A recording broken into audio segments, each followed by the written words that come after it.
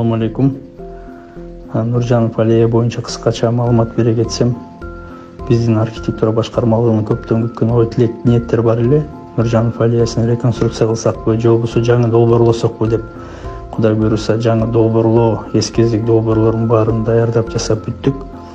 Ал болсо Атай Огунбаев көчөсүнөн баштап түндүктү көздөй Манас көчөсү, Оторбаев көчөсү, Турдалиев көчөсү, Бердике Батыр көчөсү, Чыңгыз Айтматов көчөсүнө чейин жаңы заманбап эскиздик долбоорлорду даярдадык.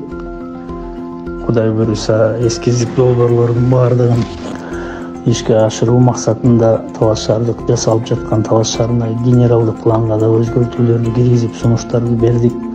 Жөө жүргүнчүлөр, талаш шаарынын тургундары жана коноктору үчүн бүгүнкү күндө транспорт каттайт. Аллея менен аллея, Нуржанов аллеясы менен ошол аллеяны атайын жөө жүргүнчүлөр үчүн жасай турган жакшы ой тилек ниеттер бар. Кудай буйруса эскиздик долбоорлордун баардыгы даярдалып бүтүп, рабочий проект жасалгандан кийин курулушу башталып, жакшы курулушу аяктайт деген жакшы ой тилек ниеттебиз.